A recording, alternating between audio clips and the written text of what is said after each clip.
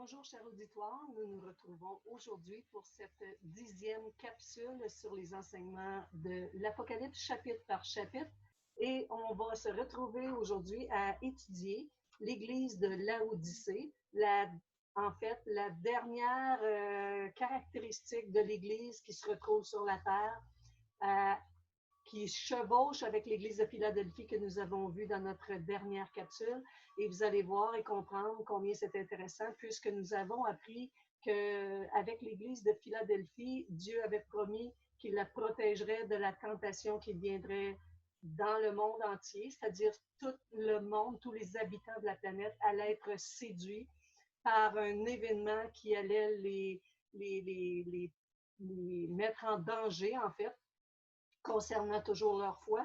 Et dans ce cas-là, il nous dit que ceux qui persévéreront, il va les protéger contre cette tentation, cette propagation d'un mensonge qui va venir contre le monde entier. Et alors que ceux qui seront demeurés fidèles pourront y échapper, ça veut dire que le moyen que Dieu va utiliser pour échapper à ce qui s'en vient, c'est qu'il va venir chercher son Église. Maintenant, il y a aussi l'Église de Laodicée qui est là en même temps, c'est-à-dire c'est toute l'Église, mais qui a une caractéristique de Philadelphie et une caractéristique de Laodicée. Fait que les deux entités, c'est-à-dire une seule Église, mais une entité qui se démarque par le vrai du faux, par l'ivraie et le bon blé, parce qu'on arrive à maturité et que le blé et l'ivraie sont rendus à maturité, on va les reconnaître.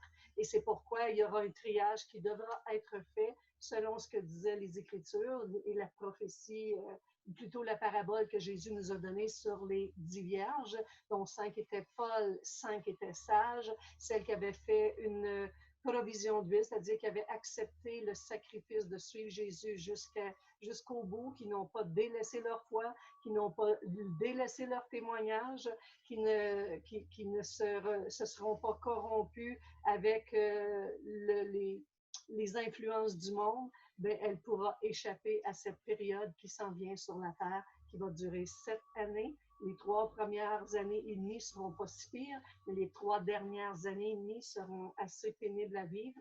Et c'est pourquoi, même dans les premières années, ceux qui seront restés, ça veut dire ceux qui seront des enfants de Dieu, qui auront connu le Seigneur, mais qui n'auront pas échappé, justement, qui n'auront pas été enlevés avec l'Église qui elle-même est l'épouse. À ce moment-là, elle pourra vivre encore sa foi et être déterminée pour Christ, mais ça va sûrement être au prix de sa vie parce qu'elle va être vraiment persécutée à ce moment-là. Alors, Seigneur, on vient devant toi aujourd'hui avec une intention de connaître les Écritures, de se révéler, Seigneur, entièrement à toi, dans le sens d'ouvrir nos cœurs, ouvrir nos pensées, ne pas laisser le système mondain s'imprégner de nos vies, s'imprégner de notre foi et garder espoir en toi jusqu'à ce que tu reviennes, croyant toujours que tu vas être de retour bientôt, parce que c'est quand même ça que tu as dit, Seigneur, et nous espérons, nous gardons l'espoir de te voir revenir dans ce siècle présent ou jusqu'à ce que nous-mêmes, Seigneur, notre mort vienne à venir. Merci Jésus de ce que tu fais pour nous, de ce que tu as fait pour nous, de ce que tu fais encore, de l'esprit qui est répandu sur tous les saints, sur tous ceux qui marchent avec toi, de l'esprit de vérité qui nous conduit. Aide-nous à y être soumis et à s'engager dans la voie de la justice aujourd'hui même, en ton nom. Merci. Amen. C'est pourquoi je me dispose encore aujourd'hui à vous donner ces enseignements parce que je crois qu'ils sont vitaux pour la connaissance de toutes les paroles qui ont été données dans ce livre-là. Il y a un exercice à faire. C'est pas le livre le plus facile à comprendre, mais c'est un livre qui donne tellement de révélations et tellement de joie et tellement d'espoir, tellement d'informations qui nous sont données concernant les choses à venir. Et nous sommes encore dans la période où on est en train d'étudier les choses qui sont, parce que vous vous rappelez que Jean, sur l'île de Patmos, avait reçu la directive de Jésus d'écrire les choses qu'il avait vues. les choses qui sont et les choses qui viennent après elles. Alors aujourd'hui, nous étudions la dernière étape, la dernière époque de l'Église terrestre et nous allons comprendre qu'à partir de ce moment-là, le mot Église ne sera plus utilisé dans le reste du livre de l'Apocalypse parce qu'elle ne sera plus. Elle sera appelée différemment parce qu'il y a une partie de l'Église qui est montée qui va devenir l'épouse de Christ. La partie qui reste va devenir, vous allez le comprendre avec les autres enseignements, vont devenir plutôt des invités aux noces de l'épouse et de l'époux. Ils vont être soit des invités, soit des conviés, mais ils ne seront pas de ceux qui seront caractérisés comme épouses de Christ. Alors, l'Église est un moyen que Dieu a donné sur terre pour être informé de toutes choses et de s'approcher de lui et de nous permettre de devenir, en fait, par obéissance, par amour pour Dieu, par fidélité envers lui, envers ce qu'il a fait pour nous. Il nous a rachetés, fait que la Bible nous dit de racheter le temps qu'on a perdu dans le monde. Et quand on retourne dans le monde, bien, on perd encore notre temps. Et c'est un temps où il faut se rafraîchir plus que jamais, parce que quand Jésus dit « je reviens bientôt », il parle de, le mot bientôt veut dire promptement, je reviens promptement. Fait que c'est pour ceux qui sont pas prêts, ils ne se rendront pas compte que tout ça va être déjà passé, puis ils vont avoir manqué l'espérance de leur vie. Et pour ceux qui comprennent et qui cherchent ce retour, qui s'attendent au retour de Jésus, c'est normal parce que ça dit qu'à toute fin de ce livre-là, ça dit que l'esprit et l'épouse disent « Viens Seigneur ». Fait que l'épouse, elle se prépare. Quand il y a un mariage, quand une femme désirée par un homme qui veut la marier, qui prend le moyen pour l'épouser, elle se prépare, elle prépare sa robe, elle prépare son maquillage, mais elle prépare aussi son avenir, elle se prépare pour l'homme qu'elle aime. Et c'est la même chose, l'Église qui se prépare, c'est celle qui aime son Dieu, c'est celle qui aime l'époux, celle qui a chéri ce que Dieu a permis dans sa vie. Et ceux qui ne regrettent pas d'avoir été enseignés par Dieu, sauvés par Jésus-Christ, je ne le regrette encore pas aujourd'hui, après 30 quelques années de vie chrétienne. C'est la vie que j'espérais sur terre, c'est la vie que je ne pensais même pas qu'il était possible d'avoir, mais c'est possible et c'est pour n'importe qui. Que vous soyez un meurtrier, un défenseur des droits humains, un homme qui fait du bien autour de vous ou un qui fait du mal, vous avez le droit à la repentance. D'ailleurs, celui qui fait le mal a moins de difficulté à se repentir que celui qui ne fait que le bien ou qui fait plus de bien que de mal, parce qu'il pense que toute la reconnaissance de Dieu envers lui, c'est à cause du bien qu'il fait. Alors que la Bible dit que tout cela, Dieu favorise, dans le sens qu'il agrée plutôt ceux qui font le bien, et c'est très agréable à Dieu, mais la vie éternelle ne s'obtient pas par ces moyens-là, parce que sinon Christ n'aurait pas eu besoin de venir mourir sur la croix pour le pardon des péchés des hommes s'il avait été possible d'avoir la vie éternelle en étant juste en amour avec Dieu ou juste obéissant vers sa parole. Ce n'est pas l'obéissance, c'est le résultat de la foi chrétienne. C'est le résultat du salut qui est entré dans nos vies. Alors, c'est une grosse différence. Alors, on va comprendre que dans l'époque où nous vivons actuellement, et c'est véritablement ce que nous sommes en train de vivre, il y a une génération à l'intérieur même de tous ceux qui se disent de l'Église de Jésus-Christ, donc tout le christianisme dans sa grande globalité, tous ceux qui se disent chrétiens, il y en a une moitié seulement qui a une véritable relation intime avec Jésus-Christ, qui ont l'huile de la vie éternelle, c'est-à-dire qui ont récupéré la vie éternelle à cause du sacrifice de Jésus, parce qu'ils ont placé toute leur confiance en Jésus seul pour aller au ciel. Et la confiance qu'ils ont en eux, en ce qu'ils font, ça a été enlevé de leur vie et ils ont placé toute leur confiance en Dieu. Et maintenant, ils marchent en nouveauté de vie, c'est-à-dire en façon de vivre que Dieu nous indique. Le miracle de la nouvelle naissance. J'aimerais vous rappeler ce que les pharisiens disaient à Jésus. Ben voyons, Il disait, qu'est-ce qu'il faut faire donc pour hériter de la vie éternelle? Et Jésus leur a répondu, vous devez croire à celui que Dieu a envoyé. C'est ça. Il demandait, c'est quoi faire les œuvres de Dieu? Comment on fait ça? Pour faire les œuvres de Dieu, tu dois croire à celui que Dieu a envoyé. C'est-à-dire, Dieu est venu lui-même en chair et en os dans la personne de Jésus, et c'est ce que tu dois croire. Tu dois croire que Jésus est Dieu pour avoir la vie éternelle et te repentir d'avoir péché contre Dieu, contre le ciel, contre la terre, contre les hommes, d'avoir péché et d'être un pécheur, parce que si tu demeures un pécheur, Jésus dit, si vous ne reconnaissez pas ce que je suis, il dit, vous allez mourir dans vos péchés. Vos péchés doivent être enlevés. Et Jésus est l'agneau de Dieu qui ôte le péché du monde. Personne ne peut l'ôter. Vous-même, vous ne pouvez pas ôter vos propres péchés. Vous pouvez devenir obéissant envers Dieu, mais si vous voulez vraiment plaire à Dieu, c'est par la foi en qui est Jésus et qu'est-ce qu'il a fait pour toi. Qui il est le Dieu vivant, le Dieu qui a créé le ciel et la terre. Et qu'est-ce qu'il a fait? Il est venu lui-même payer la dette que les hommes avaient, les péchés, les tiens, les miens, et ceux des générations antérieures et ceux des générations postérieures. Il a payé la dette des péchés des hommes et il ôte le péché à celui qui vient se confesser à lui. Alors, si tu te confesses à Dieu aujourd'hui, pas à un homme, à Dieu, si tu dis, pardonne-moi, Seigneur, j'ai besoin de toi, j'ai besoin d'être sauvé. Je n'y arriverai pas, je ne peux pas vivre comme tu le demandes, c'est impossible pour moi. Je suis un pécheur. Et quand tu admets ça devant Dieu, il te donne une nouvelle naissance. C'est-à-dire que ton esprit qui était mort spirituellement devient vivant.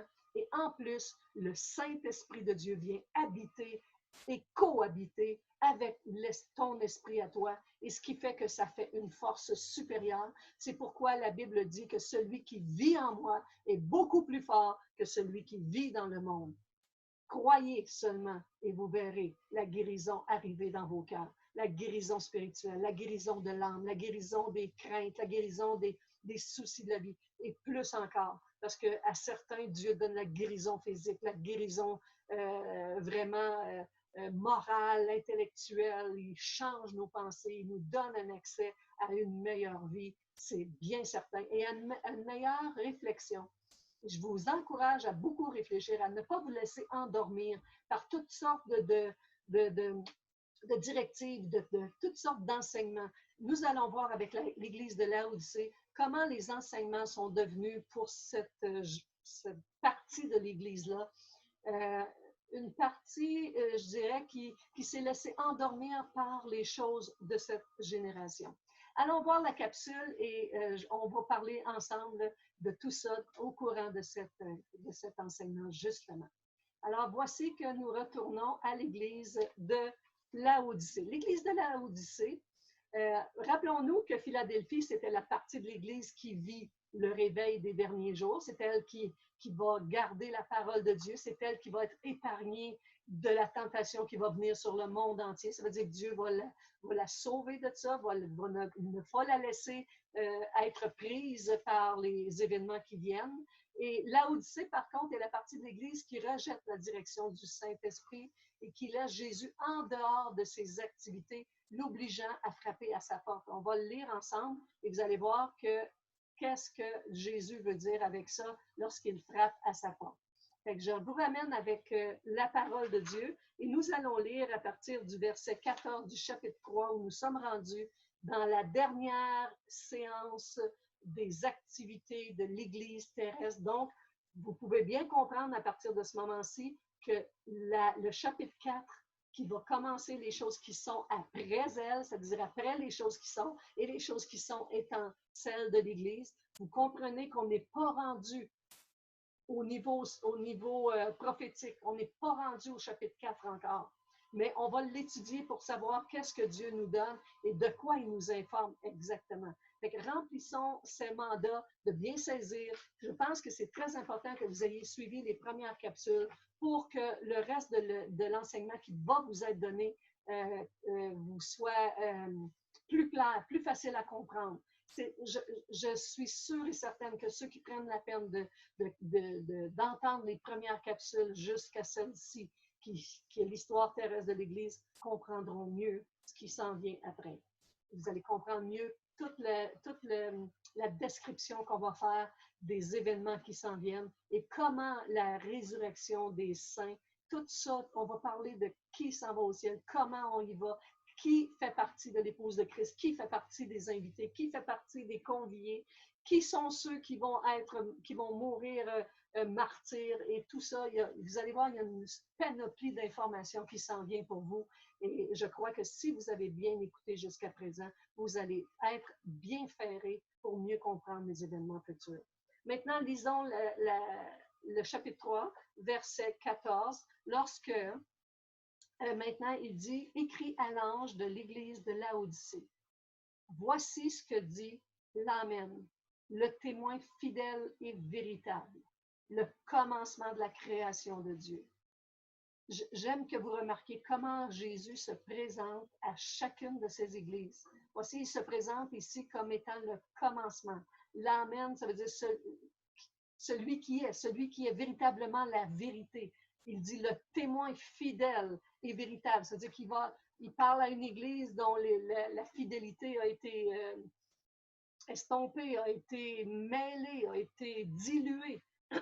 Il dit, je suis le commencement de la création. C'est moi le commencement et c'est moi qui va finir aussi. Voici qu'il se présente comme à l'Église qui pense qu'elle va changer le monde actuel. Mais l'Église, elle change les individus un par un. L'Église amène une transformation sur la terre, mais le royaume de Dieu va s'établir officiellement sur la terre lorsque Jésus viendra poser son pied sur le mont des Oliviers et qu'il posera l'autre pied sur la mer. Et vous comprendrez à ce moment-là les changements qui vont s'opérer dans ce monde. Et n'ayez pas peur parce que si vous êtes intelligent et que vous acceptez que Jésus soit votre maître et votre sauveur, vous allez avoir la vie la plus extraordinaire et en plus, vous pourriez être épargné de tout ce qui s'en vient prochainement. Alors, je vous invite à bien entendre ce que Jésus dit. Il dit, je connais tes œuvres. Je sais que tu n'es ni froid ni bouillant. Puisses-tu être froid ou bouillant? Ainsi, parce que tu es tiède et que tu n'es ni froid ni bouillant, il dit, je te vomirai de ma bouche. Parce que tu dis, je suis riche, je me suis enrichi et je n'ai besoin de rien, et parce que tu ne sais pas que tu es malheureux, misérable, pauvre, aveugle et nu, je te conseille d'acheter de moi de l'or éprouvé par le feu, afin que tu deviennes riche, et achète-toi aussi des vêtements blancs, afin que tu sois vêtu et que la honte de ta nudité ne paraisse pas, et un collier pour oindre tes yeux, afin que tu vois. Moi, je reprends et je châtie tous ceux que j'aime. Aie donc du zèle et repens-toi. Portez attention comment Jésus ici, il dit comment est-ce qu'elle est pauvre, cette église qui se croit riche, elle est aveugle, celle qui croit qu'il voit bien. Et pourtant, il lui donne des informations pour dire, il dit, regarde, si je te châtie, là, c'est parce que je t'aime. C'est parce que je veux que tu te réveilles. Je veux que tu saches que je suis là. Achète-toi une onction pour tes yeux, parce que c'est possible que tu puisses l'avoir. Achète-toi un vêtement blanc parce que c'est possible que tu puisses le mettre. Réveille-toi parce que tu dors, tu penses que tu as toute l'affaire, mais tu n'y es pas.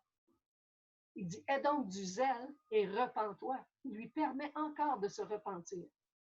Voici, je me tiens à la porte. Imagine-toi, Jésus parle à l'Église et il dit, je me tiens à la porte. Il dit qu'on l'a mis dehors. On a remplacé toutes nos bonnes œuvres, toutes nos actions, tous nos mouvements, toute notre façon d'aimer les générations actuelles, d'aimer l'humanisme, d'aimer l'humain plus que Dieu. Aie donc du zèle et repens-toi. Voici, je me tiens à la porte et je frappe. Et si quelqu'un entend ma voix et ouvre la porte, j'entrerai chez lui et je souperai avec lui et lui avec moi. OK? Celui qui vaincra, je le ferai asseoir avec moi sur mon trône. Comme moi j'ai vaincu et je me suis assis avec mon Père sur son trône. que celui qui a des oreilles pour entende ce que l'Esprit dit aux églises. Quelle magnifique lecture et je ressens tellement tout l'amour que Dieu a dans ces passages-là, même dans sa réprimande, dans sa façon de réprimer le peuple, de lui dire « Réveille-toi parce que tu dors, réveille-toi parce que tu es endormi. Ton cœur n'est pas en train d'attendre le Messie, tu es en train de faire un paquet d'œuvres alors que tu devrais comprendre que l'œuvre que j'ai fait sur la croix, c'est elle qui t'a amené au salut et c'est par la foi que les gens vont autour de toi recevoir le salut à leur tour et c'est pour ça que je t'ai placé sur la terre. Premièrement, pour que tu connaisses ton Père, que tu connaisses ton Dieu. Il dit, je suis ton Dieu, je suis avec toi et je ne te laisse pas, je ne te délaisserai point. Mais maintenant, cherchons plutôt, premièrement, le royaume et la justice de Dieu. Cherchons comment le royaume peut s'agrandir. Comment Jésus, si vous pensez que Jésus est venu pour qu'on aide plus les pauvres ou ces choses-là, Jésus il dit, vous aurez toujours les pauvres au milieu de vous. C'est pas ça qui est important tant que ça. Parce que la misère va continuer sur la terre jusqu'à ce que Jésus revienne. Les choses, les souffrances vont continuer parce que l'homme est encore présent. L'humain est encore là avec sa nature pécheresse. Mais quand tout ça disparaîtra, quand un jour, parce que c'est ce qui est promis, nous connaîtrons la véritable paix et joie sur la terre entièrement. Mais nous pouvons connaître une paix et une joie différentes par l'intérieur de notre cœur, en connaissant les écrits, en connaissant ce que Jésus dit, en connaissant la vérité et en y croyant. C'est sûr que si je sais que si je pense que Jésus peut revenir, mais que je ne suis pas sûre, puis je me dis, ça va prendre encore... il reste du temps. Ça fait 2000 ans qu'ils disent ça. Je vous ai déjà lu un passage où les hommes se disaient justement, ben, ça va être quand? Il n'arrête pas de dire ça qu'il va revenir, puis il ne revient jamais. Les gens, à l'époque où Jésus était attendu comme Messie, justement, il y a toute une génération qui ne l'attendait plus, qui se disait, ouais, ça fait tellement longtemps qu'ils disent qu'il va y avoir un Messie, puis il ne vient pas. Quand il est venu, ils ne l'ont pas reconnu. Et c'est possible que vous soyez de cette génération-là qui ne reconnaissent pas l'œuvre de Dieu en ce moment, qui ne s'aperçoit pas de ce qui est en train d'arriver, des signes précurseurs qui sont devant nous pour nous indiquer. Vous allez voir les prédicateurs de plus en plus enseigner sur les prophéties bibliques. Très peu jusqu'à présent se sont risqués de parler du livre de l'Apocalypse parce qu'ils se disent, on décourage les gens, mais malheureusement, c'est un mensonge. On encourage les gens avec ce livre-là. Ce livre-là donne de l'encouragement, donne de l'espoir. Et c'est pourquoi je vous y amène. Et on termine, on va continuer justement avec la terminaison de l'histoire terrestre de l'Église, avec l'Église de Laodicée. Donc, comprenez que Philadelphie, c'est une partie de l'Église, comme je vous disais, qui était celle qui vit le réveil, qui va être enlevée. Laodicée, c'est plutôt l'Église qui rejette la direction du Saint-Esprit, qui commence à faire des œuvres pour encore se valoriser, en fait. Ce que veut dire le mot Laodicée, ça veut dire volonté du peuple. Ça vient du mot Laos, qui est le peuple, et Laodikos, dikaios, ça veut dire le pouvoir, agir. Donc, c'est la volonté du peuple qui prime dans cette partie-là. C'est le peuple qui commence à revendiquer ses droits. C'est le peuple qui dit on veut être comme, on veut s'aimer à travers le monde. Parce que vous savez une chose, je pense qu'il est important de comprendre que l'amour de Dieu, ce n'est pas l'amour qu'on a entre les humains. C'est différent. Oui, il faut s'aimer les uns les autres, et Jésus nous l'a dit, mais l'amour qui est proclamé ici, c'est l'amour qui vient de la... Tu aimes tellement ton prochain que tu ne veux pas le laisser dans l'ignorance. Tu aimes tellement ton prochain que tu ne veux pas qu'il cède à l'absurdité ou au rejet de Jésus-Christ. Tu veux qu'il connaisse. Cet amour-là que Dieu a pour nous, il a tellement aimé le monde qu'il est venu. Pourquoi? Pour nous dire comment s'aimer? Non. Il est venu payer de lui-même la dette, enseigner, amener le salut et enseigner comment l'obtenir par le pardon de nos péchés. Parce que s'il n'avait pas fait cette action-là, nous n'y serions pas arrivés personne. Donc, continuons notre petite diapositive ici. Excusez, celle-là. Pardon, je m'en vais. Bon, celle-ci. Donc, l'Église de Laodicée signifie volonté du peuple. C'est un nom donné qui avait été donné à l'honneur de Laodiquée. C'était la femme du conquérant Antiochus, en fait, deux. Il y en a eu plusieurs Antiochus dans l'histoire. Si vous lisez toute l'histoire d'Antiochus, ce sont des empereurs qui se sont succédés.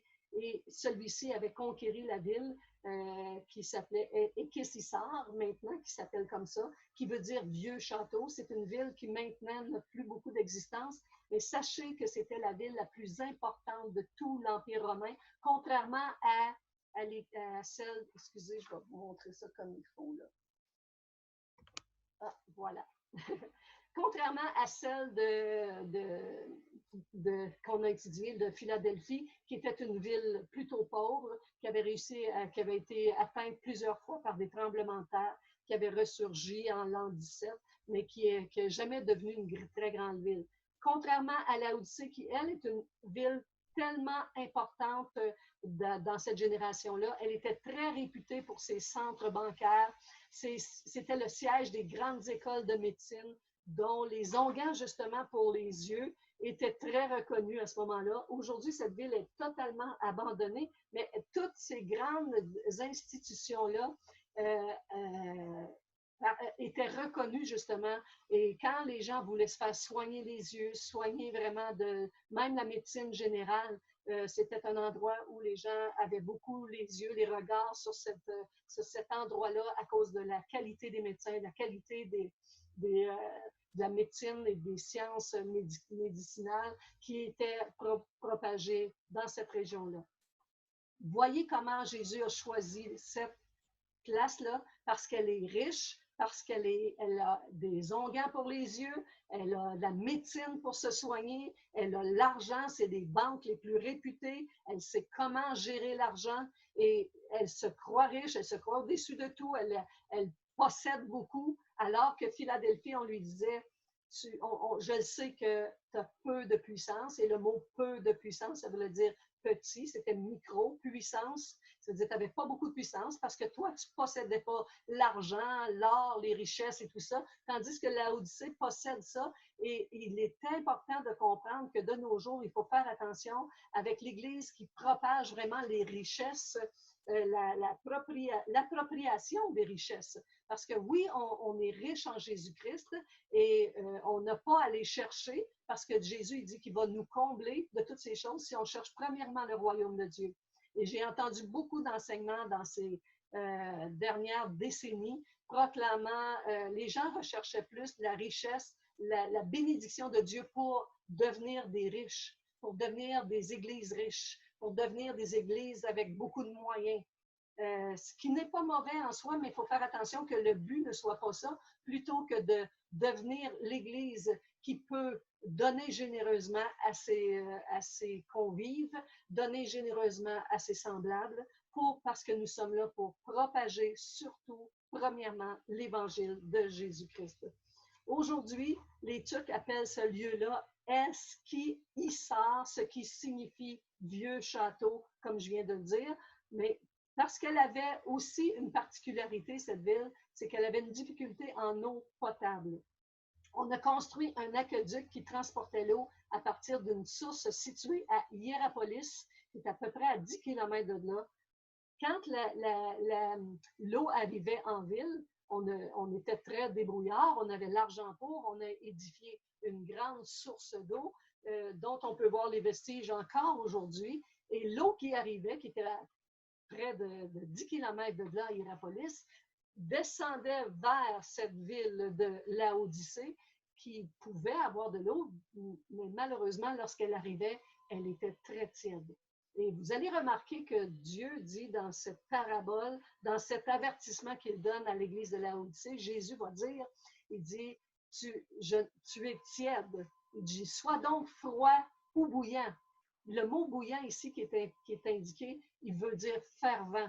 Ça pourrait être traduit par fervent aussi. Mais il prend les termes de l'eau parce que l'eau, les Laodiciens sont très conscients de ce que ça veut dire une eau tiède. Ils ne pouvaient pas se désaltérer avec une eau fraîche. C'était toujours de l'eau tiède qu'ils obtenaient, alors que Jésus prend cette symbolique pour justement apporter la clarté sur la compréhension. Dieu fait toujours toutes choses pour notre compréhension.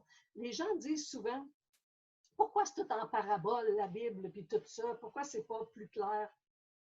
Pardon. Mais la Bible était, quand les paraboles, quand Jésus prononce des paraboles, vous allez bien comprendre qu'il utilise souvent des symboles terrestres, c'est-à-dire l'agriculture, comment on fait un gâteau, par exemple. Il va utiliser beaucoup les produits de la terre parce que l'humain connaît ça. Et ce n'est pas pour compliquer la compréhension, c'est pour y apporter une illustration terrestre des choses célestes afin que l'homme puisse comprendre. Maintenant, continuons notre expertise au sujet de cette région où le dieu était encore Zeus et la ville était aussi connue sur le nom de Diapolis, qui veut dire cité de Zeus, parce qu'elle a appartenu à plusieurs mains. Et elle est devenue justement Laodicée, comme je vous expliquais tantôt, à cause de l'épouse de Antiochus II, dont le nom était Laodiquée. Donc, puis même plusieurs petites villes dans cette région se sont appelées Laodicée, comme nous le constatons, jusqu'à ce qu'elle devienne unique. Maintenant, au verset 17, Jésus lui dit, « Tu es malheureux, misérable, pauvre, aveugle et nu. » Tout le contraire de ce qu'elle est. En fait, c'est une région riche, heureuse, loin d'être misérable parce qu'elle possède l'argent, elle possède vraiment beaucoup de richesses, elle n'est ni pauvre, elle ne semble pas aveugle puisqu'elle a toutes les solutions pour ceux qui ont des problèmes avec leurs yeux. Elle a fabriqué une onction, une huile, un onguent plutôt, pour les yeux. Il dit, t'es nue alors qu'elle est riche et bien vêtue. Elle a de tout ce qu'elle a besoin. Et parce qu'elle a tout ça, elle est aux yeux de Dieu. Voyez comment Dieu regarde. Il ne regarde pas à l'apparence, il ne regarde pas à la quantité, ni à la richesse, ni à la popularité. Il regarde au cœur et il dit ici, voici, parce que tu penses être tout ça, tu es malheureux, misérable, pauvre, aveugle et nu. Elle a relégué la parole de Dieu en arrière-plan pour la remplacer par des moyens plus modernes, sophistiqués. Souvent, on pense que parce qu'on développe beaucoup de moyens, on est une église sophistiquée. Les moyens que le monde utilise sont souvent nous sommes souvent influencés par la façon dont le monde travaille ensemble, s'appuie ensemble, se juge pas. Et en fait, Dieu nous dit d'avoir un juste jugement. On ne doit pas juger notre prochain parce qu'on n'a pas le pouvoir de juger. Quand on dit juger, ça veut dire que je sais exactement quelle sentence mérite la personne, alors que c'est impossible. On ne peut pas juger. Dieu connaît la sentence de chacun des individus, la sentence finale. Et moi, je ne peux pas juger d'une personne, mais je peux avoir du jugement pour savoir ce qui est juste et bon. Je peux garder un bon jugement. Dieu ne nous enlève pas notre intelligence, il ne fait pas de nous, il ne nous appelle pas brebis parce qu'on est tous des moutons qui suivent n'importe qui. Non, il dit, mes brebis entendent ma voix et elles me suivent. On entend la voix de Jésus. Saviez-vous que Jésus parle aujourd'hui? Jésus adresse à son Église des paroles. Il adresse vraiment, il parle à des individus. Savez-vous que Jésus est vivant? Il n'est pas mort. Vous avez su qu'il était ressuscité, mais y croyez-vous? Demandez-vous où est Jésus aujourd'hui? Et voyez comment cette personne n'est pas morte, elle n'est pas inactive. Elle est présentement active dans les choses terrestres et Jésus s'est impliqué directement sur la terre, physiquement, Il est retourné au ciel, il est assis à la droite du Père, il vit et règne encore aujourd'hui par la puissance de son Saint-Esprit. Ça, c'est le temps où l'Église, le mystère caché de tous les temps, est révélé maintenant à tous ceux qui reconnaissent que l'Église existe. Et elle devient pour Dieu le moyen terrestre de répandre sa parole. Et nous sommes là pour ça. Nous sommes là pour la répandre, même si ça ne vous plaît pas nécessairement. C'est le moyen que Dieu a choisi. Paul nous dit de ne pas être des enfants flottants et emportés à tout vent de doctrine par la tromperie des hommes. Je vais vous lire Éphésiens chapitre 4 verset 13 jusqu'à 15. Voyez comment l'apôtre Paul nous avertissait des choses qui arriveraient dans les derniers jours. Il dit, il faut qu'on arrive jusqu'à ce que nous parvenions tous à l'unité de la foi et de la connaissance du Fils de Dieu. Donc, il faut arriver à la connaissance du Fils de Dieu. Il faut savoir que moi aussi, je suis une fille de Dieu. Comprenez bien une chose. Je suis une fille de Dieu depuis à peu près 30 quelques années parce que Jésus dit que lorsque je me suis repenti de mes péchés, que je l'ai accepté comme sauveur, j'ai reçu le Saint-Esprit. Et croyez-moi, je sais que je l'ai reçu, c'est évident. C'est incroyable ce que ça change une personne. Et en le recevant, il dit aussi dans Jean chapitre 1, verset 12, qu'il m'a donné le pouvoir de devenir enfant de Dieu, ce qui veut dire que je ne l'étais pas, j'étais morte auparavant par mes offenses et par mes péchés. Et lorsque mes péchés ont été enlevés de ma vie, par le miracle de la nouvelle naissance, par le miracle que Jésus a produit lui-même, mes péchés ont été ôtés et ils ne comptent plus aux yeux de Dieu. C'est pourquoi je peux être entièrement libre de le servir et que son esprit maintenant qui habite en moi est devenu l'esprit vivant.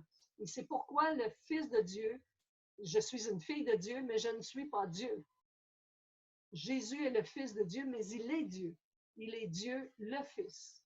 Il y a le Dieu le Père et Dieu le Fils et Dieu le Saint-Esprit. Dieu le Saint-Esprit habite dans l'homme qui s'est repenti de ses péchés. Dieu le Père est au ciel et Dieu le Fils est assis à sa droite depuis qu'il est retourné avec le Père. Maintenant, voici comment Paul nous indique que nous devons arriver à l'unité de la foi et aussi de la connaissance du Fils de Dieu. Connaître que le Fils de Dieu est aussi Dieu le Fils. Il faut arriver à la maturité de l'adulte, spirituellement parlant, à la mesure de la stature parfaite de Christ. Il faut comprendre le message, le but ultime que Jésus avait en venant sur la terre. Il n'a jamais perdu de vue le ministère qu'il avait. Il n'a jamais été influencé par le grand temple que Hérode avait fait reconstruire. Il n'a jamais été impressionné par les grands édifices, mais il était impressionné par une femme qui n'avait donné que quelques sous à la quête, comme les gens disent. Parce qu'il savait qu'elle avait donné tout ce qu'elle avait, tandis que les autres donnaient de leur superflu. Jésus voit plus loin que vos actions. Il voit plus loin que votre visage. Il voit plus loin que votre façade. Il voit toutes les masques que nous portons et il voit à l'intérieur de ça. Alors, Jésus veut que nous arrivions à la stature parfaite de Christ. Ainsi, si on est comme ça, ainsi nous ne serons plus de petits enfants ballottés et emportés par tout vent de doctrine. Comment ça se fait que les hommes ne savent pas ce qui est vrai? Parce qu'ils sont emportés par toutes sortes de vents, toutes sortes de doctrines, toutes sortes de choses enseignées. Pourquoi ils ne sont pas matures et qu'ils ne savent pas ce qui est vrai? Bien, parce qu'ils ne lisent pas la parole de Dieu et qu'ils ne sont pas nés de nouveau. C'est la seule raison. Parce que si on marche en maturité avec la nouvelle naissance, avec l'esprit de vérité, avec la parole de Dieu comme base solide, moi, je suis obligée chaque jour, à chaque instant, chaque fois que je lis la Bible, il y a des choses que j'avais crues autrefois qui étaient du paganisme. J'étais païenne.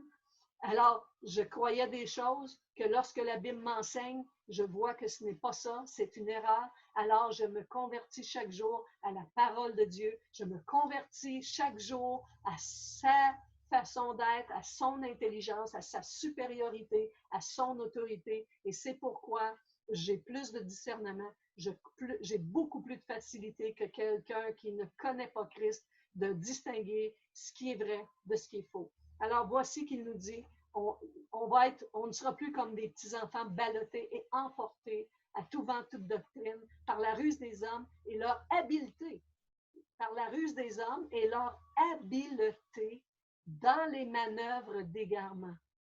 Étrangement, l'homme qui n'est pas régénéré est sous l'influence des ténèbres.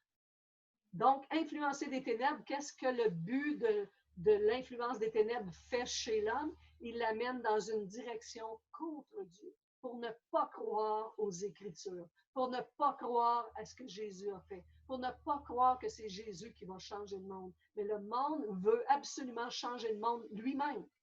Le monde veut changer le monde. Même l'Église dit qu'elle va changer le monde. Jésus dit, je suis celui qui viendra mettre un terme à toute l'histoire, influence diabolique sur la terre, et je mettrai un terme à ces actions. Maintenant, il dit, voici au verset 15, il dit, mais en disant la vérité dans l'amour. On n'est pas là pour bûcher sur le monde, pour leur dire, accepte le Seigneur. Non, il faut annoncer avec amour. Alors, si on fait ça en disant la vérité dans l'amour, nous grandirons à tout point de vue vers celui qui est la tête, c'est-à-dire Christ. C'est écrit là. C'est dans votre Bible, dans le livre aux Éphésiens, chapitre 4, verset 13 jusqu'à 15. Nous grandirons à tout point de vue vers celui qui est la tête. Comment est-ce qu'on va grandir? C'est en disant la vérité. La vérité. La vérité, c'est Jésus qui est la vérité. Il ne se trompera jamais. Voyez comment aussi Paul va dire dans le deuxième lettre à Timothée, chapitre 4, versets 2 et 3, il dit « Prêche la parole, insiste en toute occasion, qu'elle soit favorable ou non. Réfute, reprend, encourage. Faites tout cela avec une pleine patience et un entier souci d'instruire. En effet, un temps viendra où les hommes ne supporteront plus la saine doctrine, c'est-à-dire la doctrine intégrale. Ils la diluent, ils la mêlent, ils vont la diluer avec les pensées humaines, les pensées des autres nations. Parce que voyez que l'Église, c'est une entité que Jésus veut sortir de l'influence du monde. Il dit, soyez régénérés dans votre intelligence. Il dit qu'on n'agit plus avec l'influence du monde. On doit reconnaître l'influence de Dieu et se repousser, se retirer plutôt de l'influence du monde. Il dit, en effet, un temps viendra où les hommes ne supporteront pas la saine doctrine. Au contraire, ayant la démangeaison d'entendre des choses agréables, ils se donneront une foule d'enseignants conformes à leur propre désir. Qu'est-ce que l'humain désire? Il désire être aimé. Et souvent, on ne recherche pas l'amour de Dieu par le sacrifice de notre foi, on recherche l'amour humain au lieu de l'amour divin. Et toutes ces choses qui nous démangent, qui sont conformes à nos propres désirs, on veut venir à Dieu pour être riche. On veut venir à Dieu pour qu'il exauce nos prières. On veut venir à Dieu pour que notre vie soit changée, mais on ne veut pas que nos pensées changent. On veut que notre misère change, mais nous autres, on ne changera pas. On va rester comme on est. On n'a pas besoin d'appartenir à l'Église de Jésus-Christ. On n'a pas besoin d'être comme eux, comme les autres, dans une Église où on trouve trop quétaine. Mais c'est souvent ça qui empêche l'homme de venir à la connaissance de Jésus. Continuons notre enseignement ici. Lorsqu'on dit, il dit, je sais que tu n'es ni froid ni bouillant. Et le mot, comme je vous avais dit, bouillant, ici, c'est le mot zestos, qui veut dire fervent. Tu n'es pas fervent, tu es tiède. Tu sais, l'expression qu'on dit, on dit, ça me fait ni chaud ni froid. Ça veut dire, ça me fait rien. Moi, j'appartiens à l'Église de Jésus, puis je suis bien correct. Puis ça ne me fait rien. Là. Arrêtez de vous faire des montagnes, puis de vous intéresser à faire peur au monde, puis à vous avertir de ceci, nous avertir de cela. On est sauvés, on est bien. Il n'y a plus rien qui nous affecte, ça ne nous fait ni chaud ni froid. Notre engagement vers Dieu, c'est correct, je suis sauvé, puis c'est ça qui est important, puis Jésus m'aime, puis that's it. Mais il y a une information qui est ici qu'il ne faut pas que tu deviennes indifférent comme ça. Il faut toujours, rappelle-toi quand tu es né de nouveau, comment le péché t'avait rendu, t'avait attristé, attristé ton esprit, comment tu voulais en être débarrassé. Et Jésus veut continuer ça. Il veut continuer de changer ton cœur, changer ta vie, te rendre à l'image parfaite de Christ. C'est le but de Jésus vient chercher une église à qui il ne reproche rien, sans tache ni ride, comme nous dit la parole de Dieu. Alors, faut être aux aguets, il faut être attention, il faut être réveillé. On ne peut pas juste conduire nos vies, faire notre job, remplir notre responsabilité familiale, être du bon monde, s'occuper de notre entreprise, sans jamais savoir que c'est Jésus qui donne et qui donne la vie et qui donne l'espoir et qui rend prospère. Et c'est à cause de lui que tu as la vie éternelle, si tu l'as, évidemment. OK? Ça dit que celui qui n'a pas le Fils n'a pas le Père. Celui qui a le Fils a le Père. Et celui qui a le Fils a la vie éternelle. Maintenant, si tu n'es pas en relation avec le Père, tu n'auras rien du tout et tu seras séparé de Dieu pour l'éternité. Je vous informe de ces choses. Ce n'est pas par prétention. Je n'ai aucune prétention. Si je suis la moindre des disciples, je veux juste vous dire que si vous êtes sans Christ, vous êtes privé de la gloire de Dieu. La Bible dit tellement. Vous êtes privé de la gloire de Dieu, vous qui avez rejeté Christ. Sans lui, ne vous présentez jamais au ciel, c'est-à-dire ne mourrez pas. Allez pas vous présenter devant Dieu si Jésus-Christ n'est pas avec vous, parce que c'est lui l'avocat, notre avocat auprès du Père. Si vous avez eu honte de Jésus sur la tête, j'aurai honte de toi aussi devant mon Père qui est dans les cieux. Par contre, si tu me confesses devant les hommes, si tu parles de moi, si tu as cette joie-là de m'appartenir, d'être à moi, si tu n'as pas honte de moi, je n'aurai pas honte de toi non plus, mais qu'on arrive devant mon Père qui est dans les cieux. Je suis l'avocat, je suis le médiateur, je suis le chemin, la vérité et la vie. Nul ne vient au Père que par moi. Reconnaissez que Jésus est le moyen pour vous d'être sauvé. Vous me dites, oui, mais il y a bien des religions dans le monde qui disent toutes la même affaire. Non. Toutes les religions du monde entier disent qu'il faut être de bonnes personnes pour être sauvé. Jésus dit, tu n'y arriveras pas. Je l'ai fait pour toi. Le véritable christianisme, c'est-à-dire le véritable chrétien, a reçu Jésus comme son Seigneur et son Sauveur. Et il n'y en a point d'autre. Il n'y a pas, même moi, là, la personne en qui je croyais avant de connaître Christ pour aller au ciel, c'est moi qui étais là dans le portrait pour aller au ciel. C'est en moi que je me confiais. Je me disais, je suis une bonne personne, je n'ai pas tué personne, je suis une bonne épouse, je suis fidèle à mon mari, etc., etc. Mais ça, c'est le je. Je croyais en qui pour aller au ciel? En moi. Alors que le jour où j'ai compris que j'étais bien imparfaite et que mes péchés avaient crucifié le Fils de Dieu et que j'ai reconnu que j'avais cru en moi plutôt qu'en Jésus-Christ pour aller au ciel, je me suis repentie à toutes mes larmes de mon corps et j'ai donné à Dieu accès à mon cœur et surtout, je dis sauve-moi parce que si tu ne le fais pas, je n'y arriverai jamais. Et là, j'ai compris ce qui se passe après. Cet acte de foi que j'ai mis en action m'a donné la vie éternelle. Parce que là, j'ai senti un changement majeur à l'intérieur de mon être entier. Un changement de pensée, un changement de culture intérieure. La vie avait pris naissance en moi. Ça dit que le Saint-Esprit est venu vivre. Je l'ai compris plus tard parce que je n'avais pas lu la Bible au complet. Mais j'ai compris la nouvelle naissance, qu'est-ce que c'était? C'était Dieu vient habiter à l'intérieur de nous par la personne du Saint-Esprit. Et ce Saint-Esprit est là jusqu'à ce que Jésus retire l'Église de ce monde. Le Saint-Esprit habite dans l'Église, c'est-à-dire dans les cœurs humains de toute personne née de nouveau. Il n'habite ailleurs, aucunement ailleurs. Il existe ailleurs. Il est partout. Et le rôle du Saint-Esprit dans ce monde, c'est de convaincre le monde de péché, de jugement et de justice de Dieu. Mais pour nous qui sommes sauvés, il habite en nous et c'est lui qui nous instruit. C'est pourquoi, ayant reçu la vie éternelle gratuitement, je suis aussi instruite. Jésus dit, il est convenable que je m'en aille pour que vous receviez le Consolateur, le Saint-Esprit, afin qu'il vous enseigne toutes choses de ce qui vient de moi. Ce que je sais, moi, du ciel, il dit, le Saint-Esprit va vous l'enseigner. Et c'est ce qu'il fait encore aujourd'hui. Et je ne cesse d'apprendre selon le Saint-Esprit, selon mon désir, selon ma soif d'apprendre.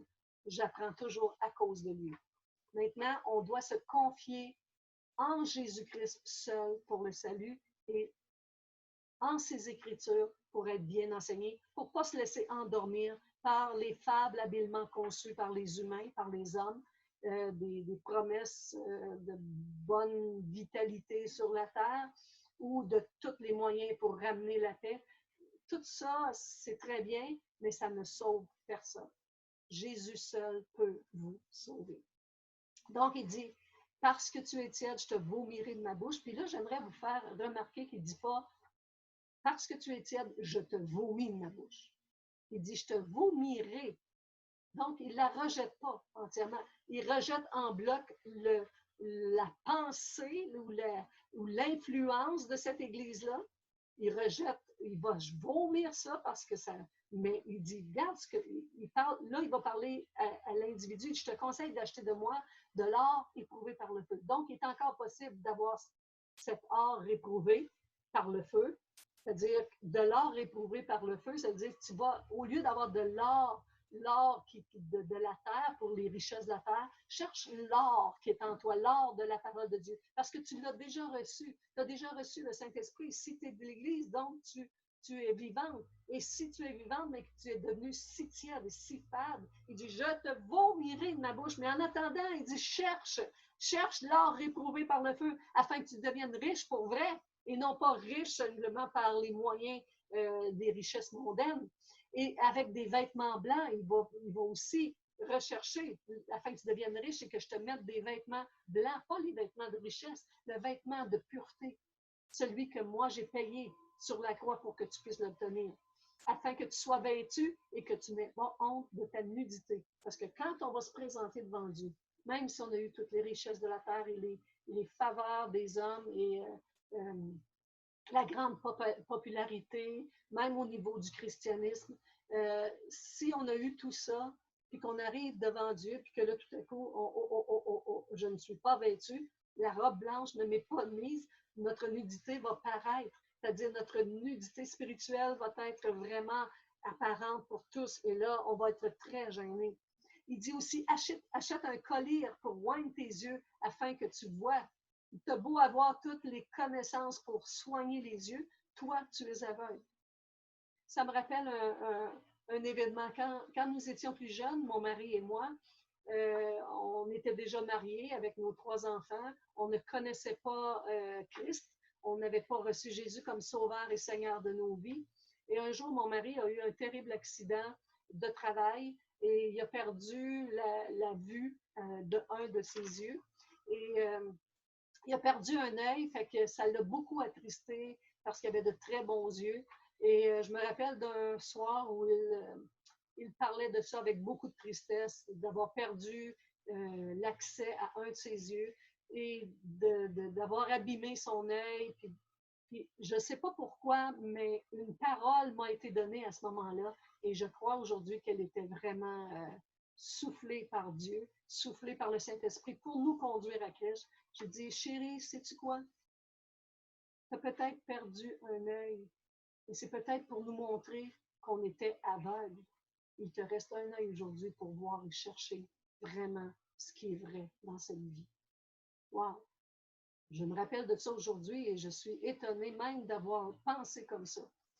Je savais que les yeux n'étaient pas tout, mais que les yeux de l'âme avaient une valeur. Et c'est une petite anecdote, mais je peux vous montrer par ça qu'on peut avoir nos deux yeux et être complètement aveugle. Mais on peut avoir qu'un œil et voir mieux parce que ça nous a fait réfléchir aux choses de Dieu. Donc, je te conseille d'acheter vraiment cet onguent pour oindre tes yeux, pour que tu vois. Il dit, regardez comment Dieu est amour. Il ne dit pas, je te chasse, je te punis, je t'envoie dans le feu de la géante. Non, il dit, je te châtie. Il dit, moi, je châtie tous ceux que j'aime. Aie donc du zèle et repens-toi. Il dit, aie du zèle. Ah oui, réveille-toi, remets du piquant dans ta vie. Reste pas tiède ni froid, que l'eau tiède, je dis, il dit, reste pas tiède. Il dit, ne sois pas tiède, sois au moins froid ou bouillant. Froid, ça veut dire que tu veux rien savoir de Dieu, ou bouillant, ben, au contraire, si tu as Dieu, ben, réveille-toi, puis remplis-toi de cette ferveur dans laquelle je t'appelle aujourd'hui. Puis là, il fait une promesse. Il dit, je viens à ta porte. Il dit, je frappe. Puis si tu entends, si quelqu'un entend ma voix, puis qu'il ouvre la porte, parce qu'on peut être vraiment dans l'Église et complètement rendu sourd, il parle à son Église ici. Il dit, si tu entends ma voix, si je frappe à la porte, et si quelqu'un entend ma voix et ouvre la porte, j'entrerai chez lui, je souperai avec lui et lui avec moi. Il dit, celui qui vaincra, voyez ce qu'il va dire. Il dit, puis là, on parle de l'ensemble de l'Église qui va probablement être, qui va rester sur la terre. Celui qui vaincra, je te ferai asseoir avec moi sur mon trône, comme moi j'ai vaincu et je me suis assis avec mon Père sur mon trône. Donc, il promet encore de le garder dans la partie salutaire de son royaume. Quel mode intéressant que Dieu nous donne pour rechercher sa présence. Donc, on a terminé sur les enseignements de l'Église terrestre et je vous encourage, vraiment, je vous exhorte à continuer les enseignements prochains qui vont être donnés parce que là, on entre dans les choses qui viennent après l'histoire terrestre de l'Église. Donc, on va devoir étudier l'enlèvement de l'Église, qui sera notre prochaine capsule. On expliquera pourquoi il y a des tendances différentes de croyances selon que l'enlèvement, parce qu'on annonce une période de 7 années de tribulation, c'est-à-dire où les choses que l'homme aura fait sur la terre auront les conséquences d'un jugement de Dieu. En fait, c'est notre nature qui aura créé tellement de fléaux sur la terre que la destruction de la terre va s'effectuer par elle-même. Et Dieu a annoncé ces choses, comment elles allaient arriver. Et il y a une période de 7 années de vraiment, où quand l'Église, vous voyez que l'Église qui est présente actuellement, elle est là pour votre bien, parce que c'est elle qui répand la bonne nouvelle sur la terre. C'est elle qui propage l'Évangile. C'est elle qui dit comment être sauvé pour que vous échappiez à cette période-là qui s'en vient. C'est pourquoi je vous dis, la lumière que Jésus a dit que nous étions, nous qui avons été sauvés, pas parce qu'on était des bonnes personnes, parce qu'on s'est reconnus pécheurs et qu'on a accepté d'être changé par Jésus-Christ et de marcher en sainteté, en nouveauté de vie. On a accepté que notre mode de vie, que notre espérance de bâtir des empires sur la terre ou toutes ces propulsions que le diable a fait, même à Jésus, lorsqu'il l'a transporté sur la montagne. Il lui a dit, voici, je te présente tous les royaumes de la terre. Il dit, si tu te courbes devant moi, il dit, je vais te les offrir, ils vont être à toi. Imaginez, le prince de ce monde, c'est Satan. Jésus lui-même le dit. Mais Jésus a vaincu le monde et c'est pourquoi il va revenir. Puis en attendant, il construit son Église, son royaume, son peuple, sa fiancée, son épouse. Et si vous voulez faire partie de l'épouse, repentez-vous et sachez que Jésus est Dieu et qu'il règne pour toujours. Ne laissez rien faire obstacle à votre vie chrétienne. Ne laissez rien faire obstacle à votre entendement. Soyez bénis, soyez riches. Ayez un onguent pour vos yeux et retrouvons-nous pour la 11e capsule dans une semaine. Merci beaucoup de nous suivre chaque semaine et je vous souhaite vraiment de conquérir, de laisser Dieu conquérir votre cœur. Il ne vous fera jamais aucun mal. Même le mal qui nous arrive dans ce monde, il dit qu'il va transformer le mal en bien. Il dit tout concourt au bien de ceux qui aiment Dieu et qui le servent selon son dessein. Je vous invite à la prochaine Et je pourrais vous parler comme ça encore longtemps. J'ai tellement de désir que vous soyez sauvés, que vous ne laissez pas le diable prendre vos vies. Qu'est-ce que ça va vous apporter, tout ce que vous avez? Il y a mieux que ça encore. Il y a une éternité après ça. Voulez-vous passer l'éternité avec Dieu ou sans lui? Bonne fin de cellule.